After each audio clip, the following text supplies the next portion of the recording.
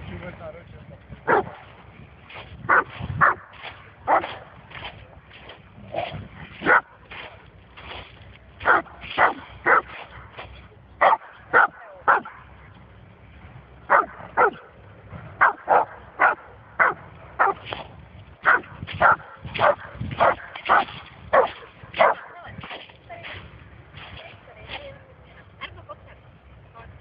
Jo, to jsem psal, že když mi dáváš ty odměny, to jsem teda hezky mi dával.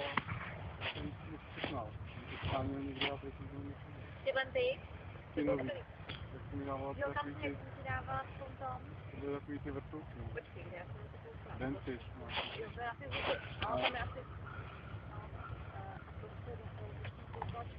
Nějaký drogery. No. Nějaký Manové nebo DM, nějaký takový zatím veliký. Tý samosti Já jsem se drogery. právě ptal pro mantlíky a ona říkala, že to asi do ničeho.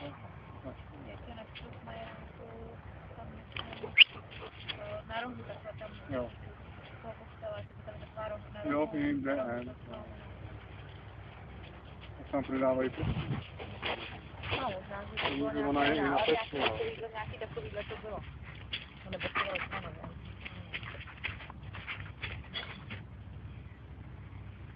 My jsme taky přežili s takovými zvláštními prsty. Jo, tak to vůbec to nemělo. No, ale pojď jsem tam ty pojistky, už to ne.